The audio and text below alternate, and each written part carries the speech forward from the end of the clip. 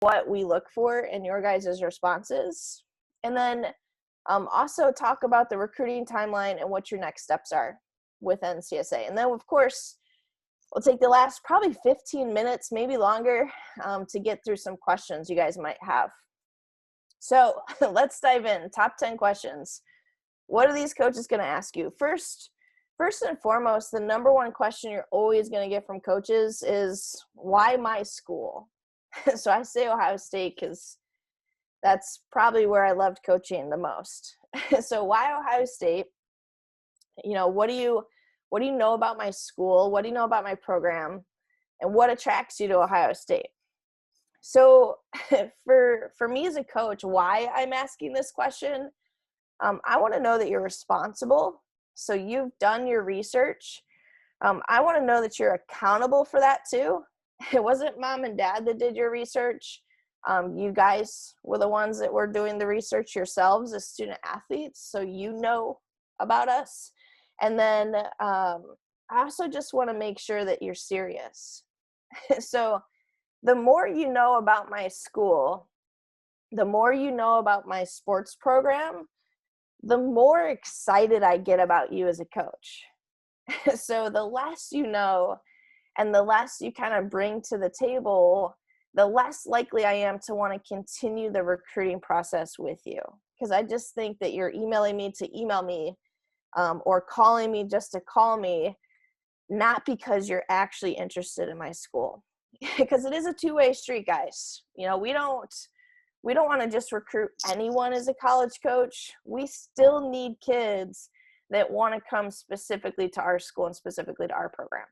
So having a solid answer, doing your research on the front end, taking notes, and then having those notes ready is really, really important for you guys in this process. So that's my biggest piece of advice, is do your research. So before you pick up the phone, before you email a coach, make sure that you've got a good base for what that school and what that program are all about, because it will be asked of you. Another thing too I want to state here, guys, most of these questions are geared for phone calls and Zoom calls. Zoom calls are so big right now. And I think as college coaches, they've learned a lot about Zoom calls. Zoom calls aren't going to go away once this pandemic is over, which again, I hope everyone is safe and healthy. They're not going to go away. Coaches love them because they get to see kids face to face. They get to watch their reactions. So these can be for Zoom calls. These can be for phone calls. Some of these can be for emails, but for the most part, this is for interaction with coaches. So this next question I'm going to ask you is, tell me about your biggest failure. Who was responsible for it? We'll start with that one. And obviously you can see the next question here as well about regrets. Why we ask these questions, failure recovery is so important for us as college coaches. We want to hear how you fail, but we also want to hear how you articulate how you failed and why you failed. So for us, failure is the name of the game. I'm 36 years old, guys, and I fail on a regular basis. I don't have it all figured out. I frankly don't think anybody on this earth has it all figured out. So the more you can own it, the better. That's what we're looking for. We're not looking for you to say, oh, you don't fail. To me, that's a red flag if you're saying you've never failed. So for us, we want to make sure, again, that you own it. You take responsibility for it. Don't blame somebody else like, oh, yeah, we lost the game. I hit the ball out of bounds, but, for the game-winning point, but the setter just didn't set me right. It was a terrible set. I'm no longer recruiting you. So for you guys, talk about it. You know what, coach? My head wasn't in the game. I wasn't thinking. I went up too wild. My setter put me in the best possible position that she could, and I just bombed it. But here's what I learned. I learned that I can't ever take a moment to not be focused. I learned that I don't want to play it safe. I definitely want to be aggressive, but I need to be smart with how aggressive I am. that's the kind of response coaches are looking for. Because then we're thinking, you know what? This is a responsible kid. This is a kid that can own anything that's happening to them. And this is a kid that I'm going to feel comfortable with having on my team. Now, your biggest regret that you've had, again, it's the same concept, guys. We just want to see how you can articulate these tough situations, because these are tough questions for student athletes, especially the younger you are. You're a 16-year-old on the phone with a college coach. It can be hard to have these questions and articulate them in a great way. So write these down, guys. Think about what, look back and think about what your failure is, but then find that positive twist to it. Because again, that's what we want as coaches, that you can find the positive and that you've learned from it, and that it's something that is always going to stick with you throughout the rest of your life. So this is a good one. What's your biggest fear about college? So a lot of student athletes, when I would ask this question, coach, I'm good. I'm ready. I'm good to go. And I'm like, okay. No, you're not. You've got to be fearful about something. No, coach. No, I'm ready to go. And I'm like, oh, you're going to be in for hurting when you get to college. So think about that. What is your biggest fear? Are you nervous about being away from mom and dad? Are you nervous about being on your own? Are you nervous about the workload? Are you nervous about how you're going to balance athletics and academics? For us, again, the perfect answer is not saying that you're not nervous, because we ultimately know you probably are. The perfect answer is just being honest with yourself and honest with the coach. And because then for me, that sets me up for success as a college coach to help you with that transition. Whereas if you come in, you're like, no, I'm good, we're going to take it as face value, guys. And you might be crashing and burning. But we don't know how to help you because we didn't really get to know you throughout this process of our interviews. Almost, I guess I can call them interviews. This is always a great question as well. College coaches are going to ask you this. And this is another one of those like accountability, responsibility type questions. So we just want to see where you fall on that responsibility scale. So walk me through your weekly preparation regarding school, sports, friends, part-time jobs, and chores at home. How do you organize your calendar? I couldn't tell you how many kids, guys, aren't in charge of their calendar. Well, my mom does all that for me. My dad puts all that together. Wait, what? You don't do any of that? No, I just show up. I just show up when they tell me to. I was that kid. Oh my gosh, I would not have recruited me. I got way more responsible the older I got, thank goodness. But for you guys, this is almost a challenge that I have for you as student athletes right now. If you're not organizing your calendar, and maybe mom's doing it for you, maybe dad's doing it for you, I challenge you, take a week, 1 week. Mom and dad, if you're on this is a challenge for you guys too. Don't do it for them. Don't put their practices on there. Don't put their work schedule on there. Don't do their laundry. Don't cook their meals. Take 1 week where the student athlete acts like a college student. All right. That's going to help prep them for college. And that's going to help you guys as student athletes not only learn responsibility, but get more organized. And that's going to start get you thinking about what you are fearful about college. And if you realize I'm scared about everything, that's okay.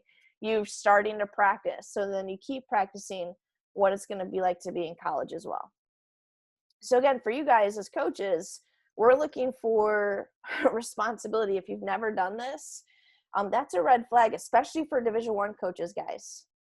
Division I, you are in charge of your ship 100%. You are the captain.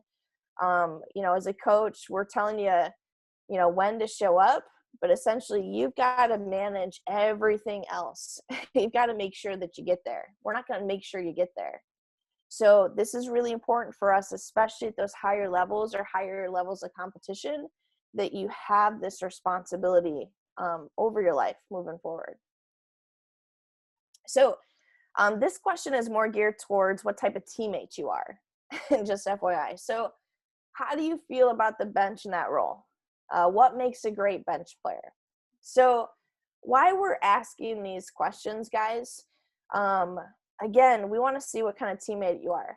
Are you someone that values all your teammates? So if you're the starter, do you value those bench players? How do you feel about them? If you're a bench player, what's your perception of that role? Are you the kid that's cheering, that's going nuts for your teammates, that's pushing them? Or are you the kid that sits there and pouts because you're mad that you're not in? So these are really important questions to be ready for, but they're also really important questions to start self-reflecting now, guys. You know, think about this now.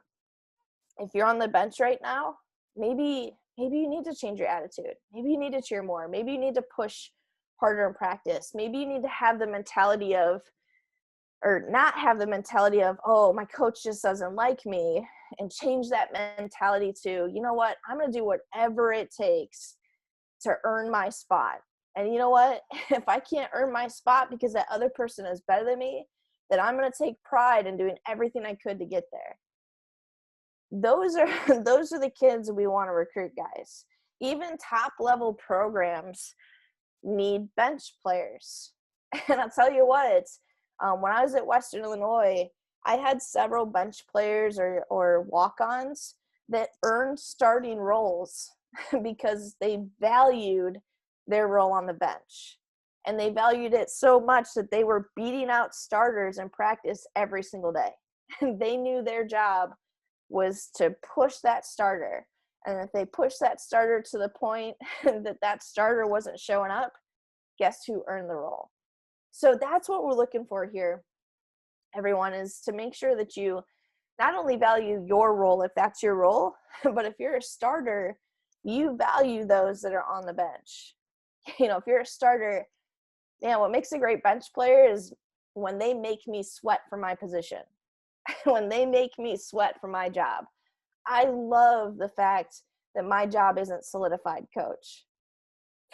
I'm sold. I love you if that's the answer that you give.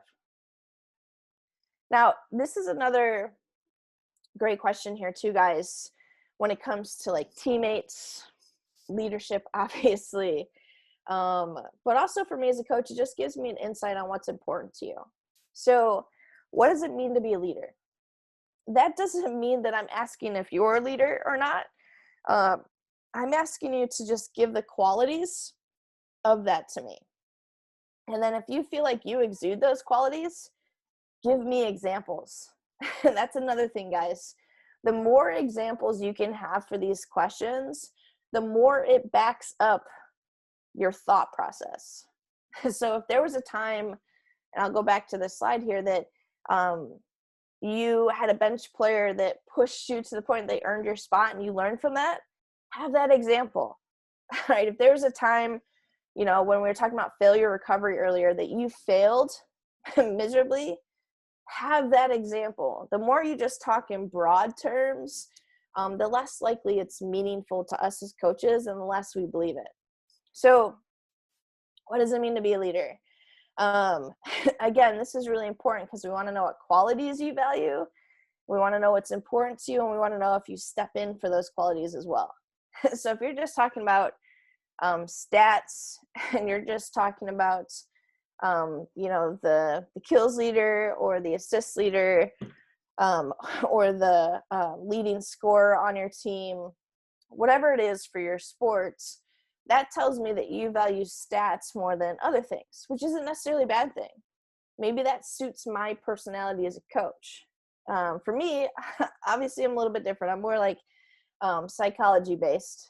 So for me, I want kids that value leaders that are vocal, are aggressive, are nurturing when they need to be, but then push the team to the point where the coach doesn't have to step in and say something. It's already been said before the coach even gets to practice. So those are things, again, that start writing these things out. Start getting prepped for this. Because on the flip side, guys, you want to ask a college coach what they believe a good leader is. See if you match up to their beliefs. Really important. All right, these are some good ones. And these are tough questions and kind of trick questions. I'm not going to lie. So what sets you apart from your competition? Question number one. And they're all kind of related. What makes you believe you can succeed on this team and at this level? And then how long will it take for you to make significant contribution to our program? So all of these questions, guys, again, they're kind of trick questions. So we're setting you up a little bit because we want to see how you react. So what sets you apart from your competition? You don't necessarily know who else I'm recruiting. Some college coaches, most college coaches, I should say, keep that tight to the hip. So what we really want is to hear from you what you can bring to the table. So a great response, guys, is, you know what, coach, I don't know who else you're recruiting, but here's what I bring to the court. Here's what I bring to the pool. Here's what I bring to the locker room. And then start listing off what you bring. What makes you different? What makes you suitable to have that coach want to talk to you and want to further recruit you? What makes you believe you can succeed on this team and at this level? Do some research. Do some research on the school. Do some research on the players. And then talk about yourself. Coach, here's what I know about your school and your team. All right, so I know that your team is hitting over 300. I know that your team has a foul shot percentage, and I'm just going to use other sports here, of 85%. I know that your team is typically swimming the 50 free in under 20 seconds. Whatever you know, state what you know. One, again, that shows me that responsibility and accountability. You've done your research. And then two, you're going to show me how you're going to be able to beat that. So then talk about, listen, coach, here's my free throw percentage. So I know that I can succeed because I am meeting or excelling what your team is currently doing. And that's my goal, is to make your team better. I don't want to go in and just be what your team is currently doing. I want to help you make your team better. And then how long will it take for you to make a significant contribution to our program? Again, so all these questions are more confidence-based over cocky-based. So this is almost where you're like humbly talking about yourselves, or it's like a humble brag. I'm sure you guys have heard that before. So you don't want to go off the tangent with, well, coach, right away. Duh. I'm going to contribute right away. That's not what we're looking for. We want you, again, to self-reflect and tell us, you know what? I'm going to try to make a contribution right away, coach, in whatever role you need me to be. So, of course, I'm going to come to practice. I'm going to be early every day. I'm going to make sure that I show up and I'm giving 100% for every drill. I'm going to make sure that if you need me to be a bench player, I'm going to be the best bench player you have. I'm going to make sure I push your starters to the point where I'm going to earn that starting spot someday. So those are the things that we're looking for. Again, that you have confidence in your ability and you're not looking too hard to compare yourself to competition that maybe you don't even know exists. So really important, guys. So these questions are more like character-based, obviously. So we want to see how self-aware you are, but we also want to see how comfortable you are in the uncomfortable.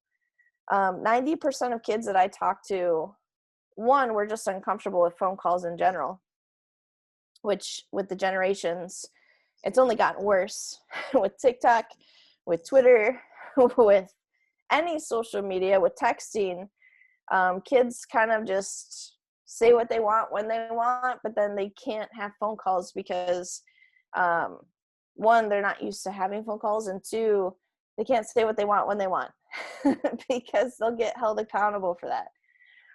So it's really important that you guys start practicing these phone calls as well, whether it's with your coach, whether it's with your parents, your siblings, your teammates, or even a third party like NCSA can help you guys practice these conversations. Because again, college coaches are trying to get you uncomfortable to see how you react, because a lot of times in college when you're playing, you're going to be in uncomfortable situations, whether it's a physical play or it's a mental play, what have you.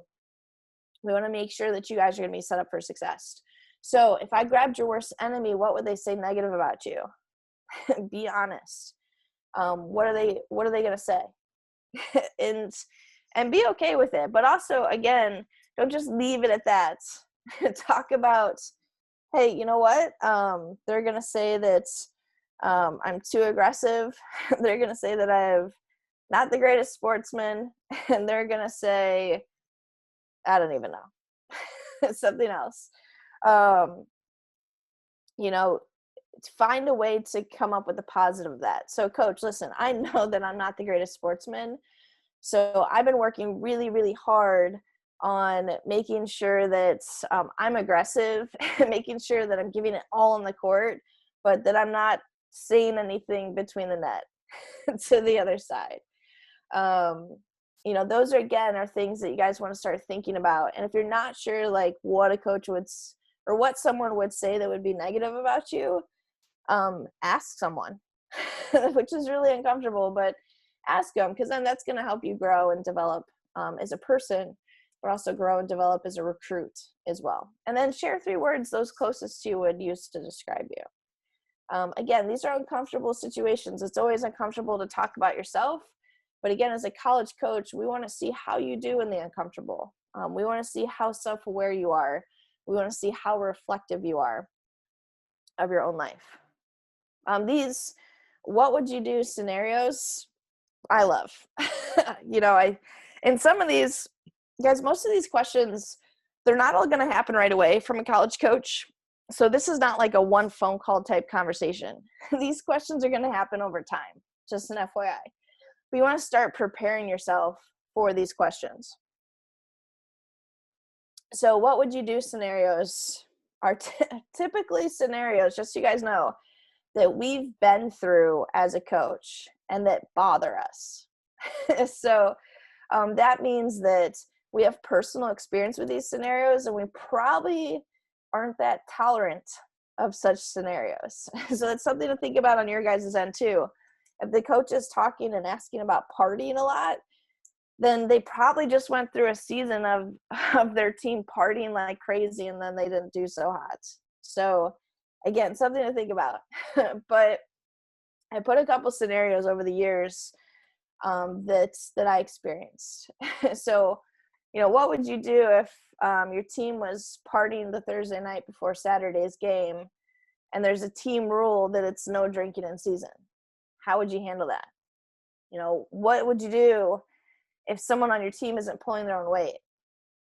So you guys have a drill. You can't get to the next drill unless you get through that drill, and you've got one person that's just killing your drill. What do you do? If you have a non-sport related conflict with a teammate, what did you do? How did you react? And then again, another one about organizing your time. You got 2 exams on Monday, 2 on Tuesday, and a 5-page paper due. It's Saturday. How do you handle it? So again, these situations are probably situations the coach has been through with their current team. But again, they also tell us about you. Tell us about your leadership. Tell us about your responsibility. And again, if some of these things have already happened to you in high school, hopefully not so much the drinking stuff, because that's illegal. But if some of these things have already happened to you guys in high school, bring those examples to the table. You know what, coach, this just happened last week. We were trying to get through a practice, and Susie just, wasn't working as hard as she could. She's pretty tired. She's a little under the weather.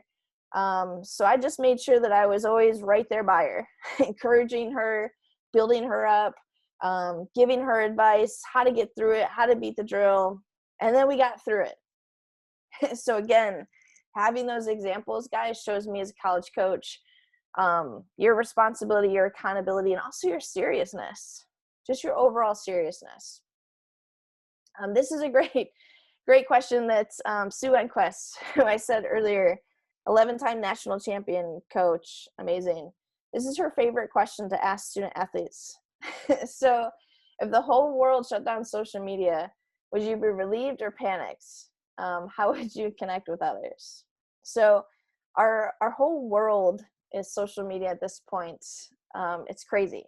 So we just want to know how you'd react, because in college, you don't have a lot of time for that. And also in college too, especially the bigger name schools that you go to, there's a lot of criticism on there. There's a lot of critiques and almost bullying for athletes, because your world sometimes is, a 40-year-old man's world, depending on what sport you play, especially like, college football.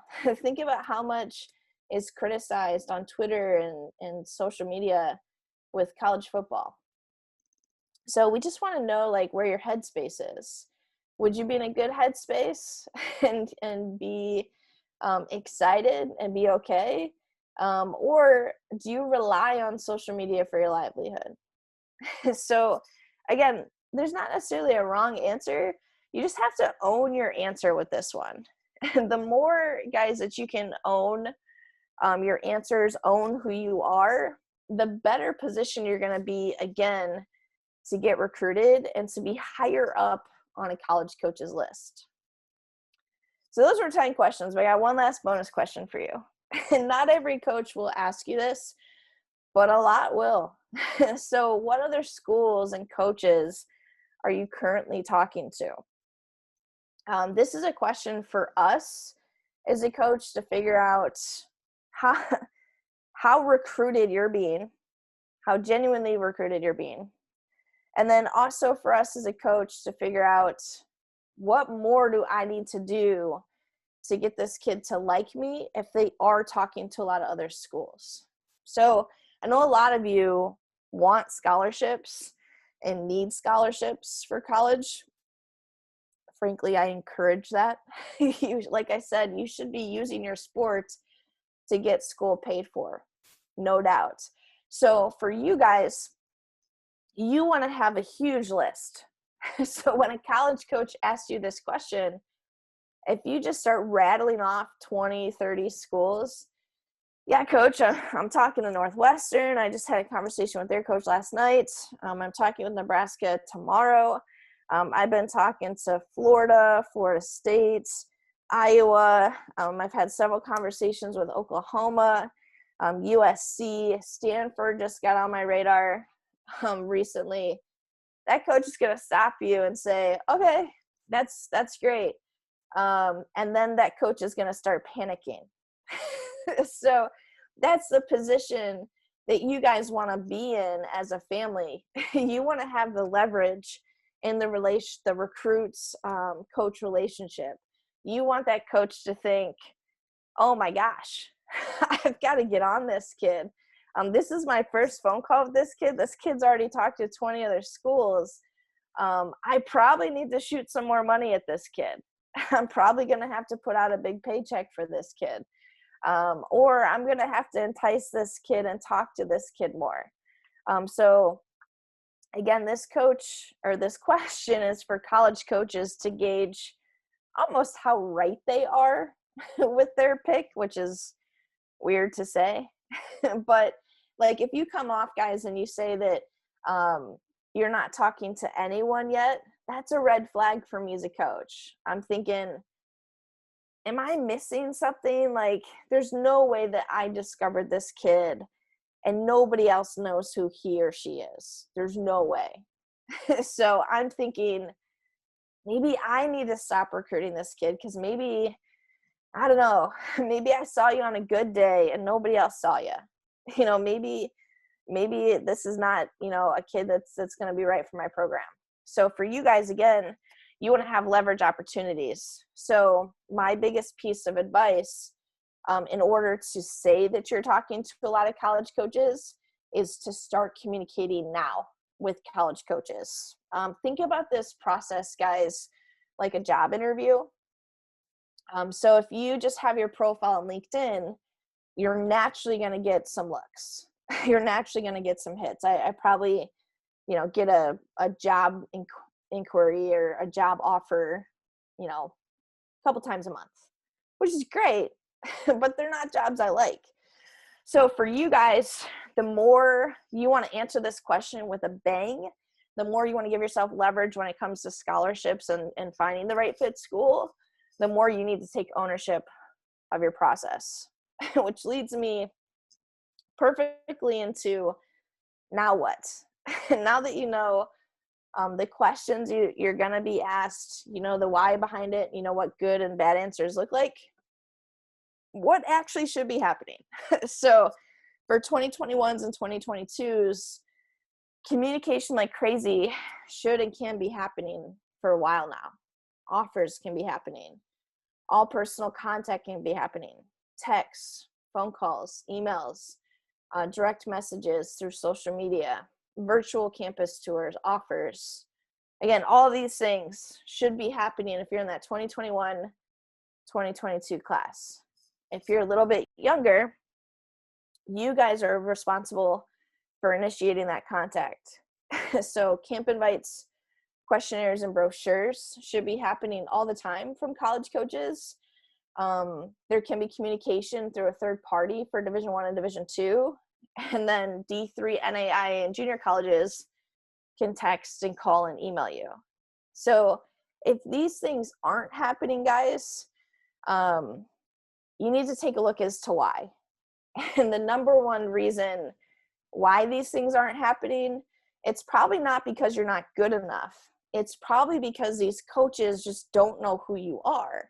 I mean, if you think about it, like for football, right? There's over 1 million kids that play high school football. Not all those kids are going to play in college, but there's only about 900 schools that offer football.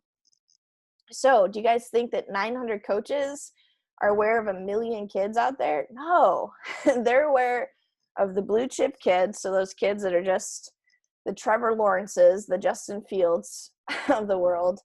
But they're not aware of those other kids. So most of recruiting, guys, is relying on you guys as student athletes putting your names out there. So why should you start your process now? The number one reason, guys, and again, this is more geared towards underclassmen, upperclassmen. You guys should already be going. If you're not, we'll talk about that. But why start it now? It takes time.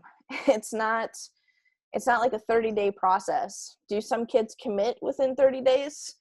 Yeah, we see it happen. But most kids, most student athletes, it takes time to get recruited. It's a 6-month process. It's a 2-year process. It's a 3-year process. It's a long time. So the more that you can start your process now and get comfortable, get educated, get prepared, the better decisions you guys are going to make later. So think about that. Think just in your daily life. If you're rushed to write a paper because you put it off to last minute, you're probably not putting out your best work, right? But if you had taken time to find more resources, find more references, find more information and do more research, you probably would have crushed that paper. So again, we want to make sure that you're crushing your recruiting process. And the number one way to do that is to start early. And if you're late to the game and you're an upperclassman and you haven't started yet, that's when you guys are going to want to schedule a recruiting assessment. Even if you're younger, you want to schedule a recruiting assessment. This helps you guys sit down as a family, discuss your goals, your academic goals, your athletic goals, get all of your goals on paper, and then we help you build a game plan to how to achieve those goals. So it's a 45-minute conversation with NCSA. You can meet with one of my recruiting specialists in your sports, and it's going to help you, again, analyze where your family's at, analyze where your family needs to be, and help you get a game plan put together. So just so you guys know, that 45-minute call and the profile that you're going to have through NCSA is absolutely no cost to you. There's no cost to that. But we do have premium memberships available if you guys do need extra help. If you don't need extra help, that's okay. There's no pressure to invest. At the very least, guys, this recruiting assessment will help you get a game plan put together. So just to remind you the sports that we do work with, because I want to make sure that when you schedule a recruiting assessment, we can help you guys. We've got the men's and the women's side right here for you. So if you don't see your sport, again, this webinar is still helpful for you because these are questions, regardless of NCSA works with your sport or not, that college coaches are going to ask you. But if we do see your sport up here and you haven't started your recruiting process yet, email me directly. My email, guys, is ahall@ncsasports.org. In the subject line, put assessment request, and then give me some information. Student athlete's full name, the sports, position, varsity experience, city, state, high school, club team, parents' names. Guys, if you're a student athlete that's on this webinar and parents aren't with you, make sure that you copy them on the email address. I don't want your parents to be shocked when we give them a call. So make sure, again, that your parents are on the email address so that they know that this is coming. And then if there's better days that your family's available, maybe Wednesday nights, everyone's home for dinner, tell us those days, and we'll do our best to accommodate those for you guys. But again, if you want an assessment, you can email me directly at ahall@ncsasports.org, and we will get those assessments rolling for you guys. Make sure you guys get a good game plan. So as promised, I'll take the last 15 minutes here to answer some questions for you guys. So if you have questions, you can put them in the Q&A box, and we can get rolling with those.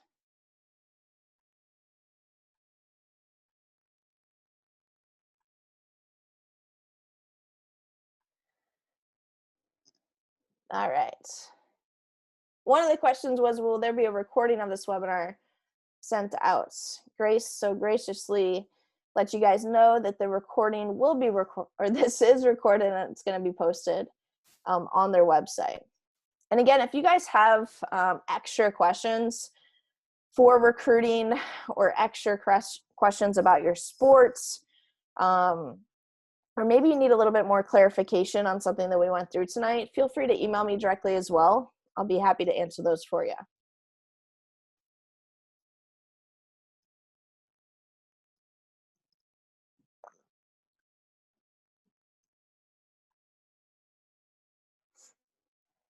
All right. How much film do I need to have before talking to coaches? So it depends. Colton, right now with COVID, things have been a little weird and wonky as far as getting film. So we want to make sure that you guys have some type of footage. You don't need perfect footage. You can have practice film. You can have a skills video. You can record a private lesson. That's super helpful when it comes to, having phone calls with college coaches. But in order to just email a coach and express your initial interest, you don't necessarily need film right away. You just need to make sure that you've got a lot of athletic and academic information that's appealing for college coaches. So the deeper you get into your relationship and the more serious you want a coach to be, the more film you're going to want to have.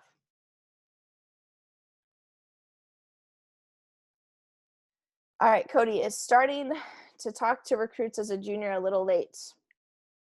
No. No, I mean, is it late? Yes, but it's not too late. Let me specify that. So it's never too late to start talking to coaches, guys. If you're getting started as a junior, that's okay. You're just packing your process into a little bit smaller timeline than somebody else that's starting as a freshman. So Cody, you might feel a little bit more overwhelmed That's where like an assessment can help your family like feel a little bit calmer, feel a little bit more at ease with the process. But it's never too late, guys, to start talking to college coaches unless it's April of your senior year.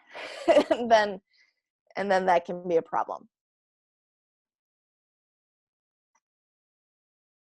All right. For soccer, does a student have to be on a DA team or a high-level team to be considered? Of course, being on those types of teams costs a lot of money. How does a student get spotted if on a select team as opposed to a DA or premier team? Great question. You do not have to be on that type of level team in order to compete in college. If you want to go Division I, that's sort of a requirement, unfortunately. But here's the deal, guys. As long as you are taking film, as long as you have good footage, you're going to find an opportunity to compete. And remember, coaches don't just show up at events. Coaches don't just show up to tournaments or showcases or combines or camps hoping to find talent. Coaches actually go to a camp, go to a showcase knowing exactly who they're going to see. So for you guys, whether you're on a top level team, a mid-level team, or a local team, as long as you're talking to coaches in advance, as long as you're telling college coaches that you want them to recruit you, they're going to see you, they're going to notice you.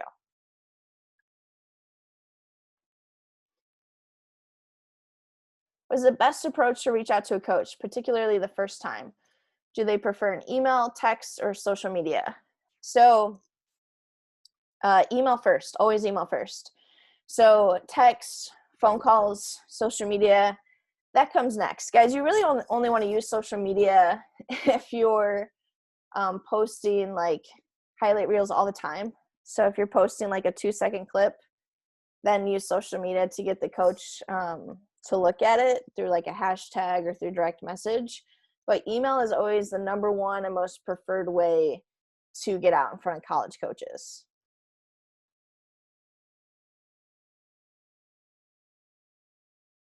If I'm already a member of NCSA, are you able to help me, or do I stay with the coach you're with? Willie, I can help you if you have like an extra question. You'll keep your recruiting coach, but email me directly if you need some extra help, if you need some extra advice. I am 100% willing to talk that through with you. I want to make sure you're in a good spot.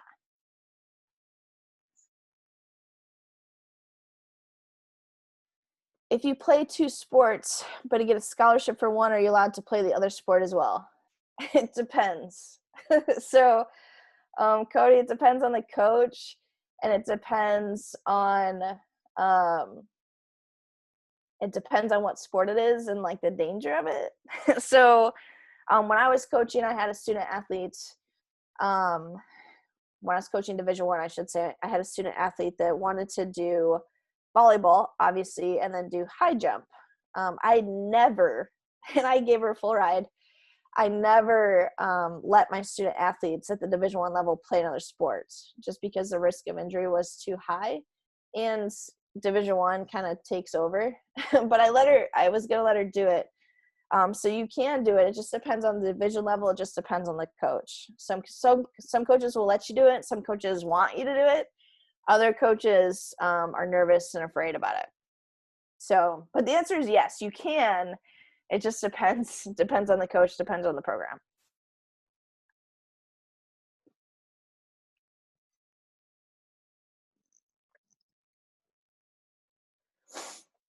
Should we only talk to schools we know a lot about, or is it okay to target schools that we don't know much about, if only to make conversation with multiple schools?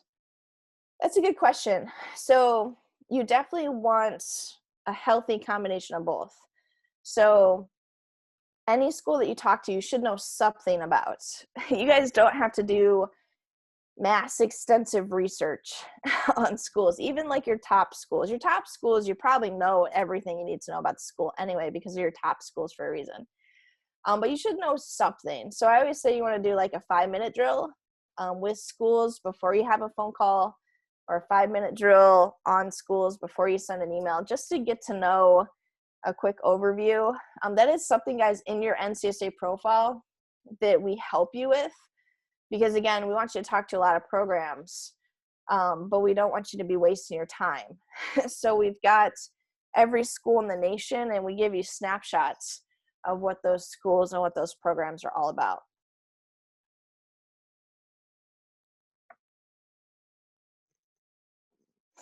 So we'll take as many questions as we can in the next 8 minutes here, guys.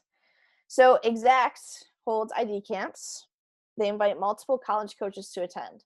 Are these ID camps important?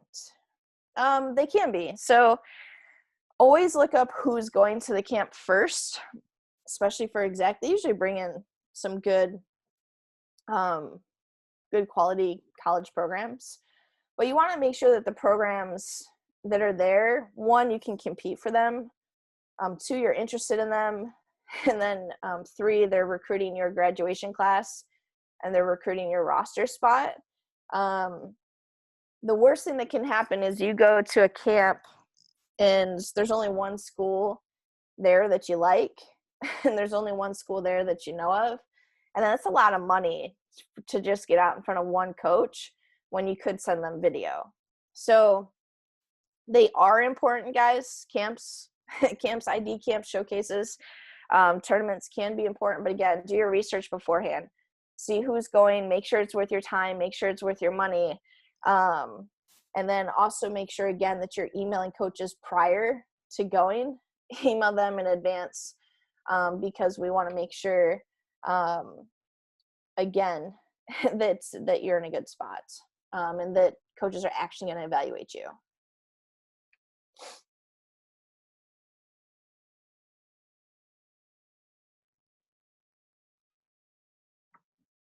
All right. I'm a junior with a 4.25 GPA. Awesome. And being offered scholarship money from D2s. But I need to ask what academic scholarship money may be offered. Is it too early as a junior to reach out to admissions offices? No, but Lindsay, I would actually talk to the coach about it too. So it's awesome that they've been offering you athletic scholarship money. I would just ask them what that looks like on the academic side as well. Most college coaches will actually be forthcoming with that and get you a better outlook on what it would look like academically and athletically for you. If they haven't yet, again, I would go to the coach first, but no, it's not too early to reach out to those admissions offices.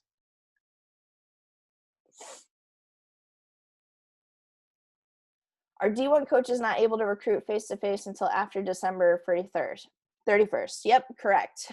So D1 has the harshest restrictions when it comes to recruiting right now. They can't see you in person, so that's why being online is really important for you guys. So the number one way, even for those smaller institutions, because a lot of their ADs, a lot of their administrations aren't letting them go on the road anyway, even though they can. A lot of those institutions are just recruiting simply from their office. So being online is going to be really important for you guys. Emailing college coaches to build strong references, build strong relationships is going to be really important for you guys, so that when these restrictions are lifted, college coaches know who you are, you have a relationship, and they're going to go watch you.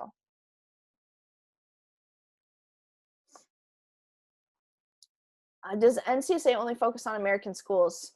What about Canadian? There are like 2 or 3 Canadian schools that we do help out, but for the most part, our schools are purely American. We can help international students come to America.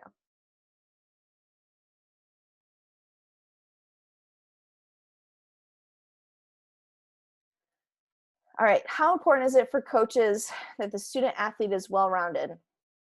Do they care if they play more than one sport, play an instrument, have a job, volunteer? Or is it really more about academic responsibility and talent? Great question. It just depends. It depends on the coach and it depends on the school. So If you're looking at Ivy Leagues or those higher academic schools, you want to be as well-rounded as possible. Your athletics are going to trump a lot of other things to get to those schools. But you still have to beat out the regular students that are playing an instrument, that do have a job, that volunteer as well. Because that coach has to justify why you get a spot at Harvard over, the 4.0, 35 ACT kid that volunteers every week, that goes on mission trips every month, that plays instruments, that's president of the school body governments.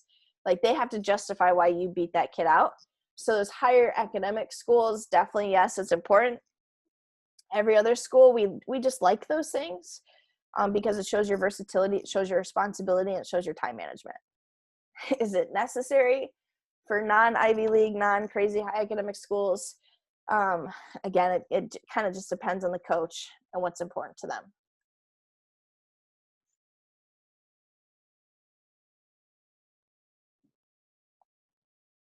How do we find out about ID camps? How is this affected during COVID? So there are still some ID camps going. Shockingly, it's mostly in the warmer states that can provide a little bit better social distancing. You can just go online and search for them through Google. Through our NCSA memberships, we actually have a camp finder as well.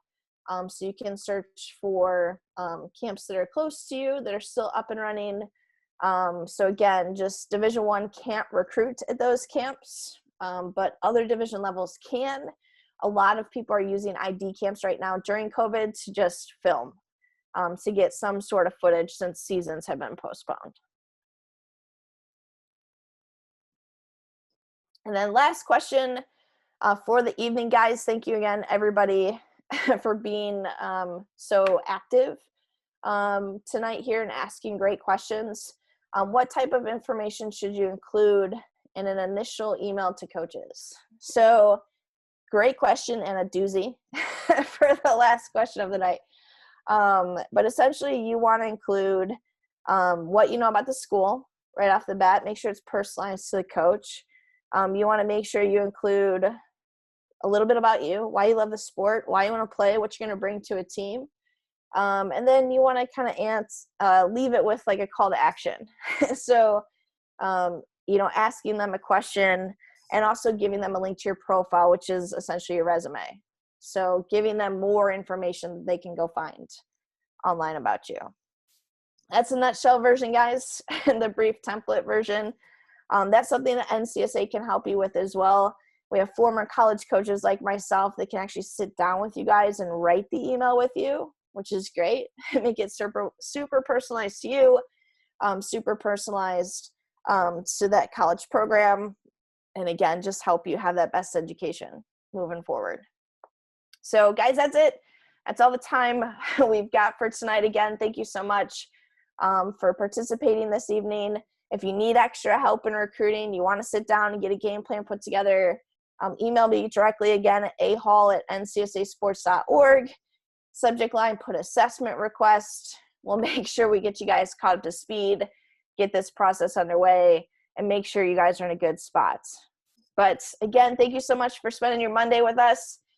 Take care, stay safe, stay healthy, and we'll see you soon.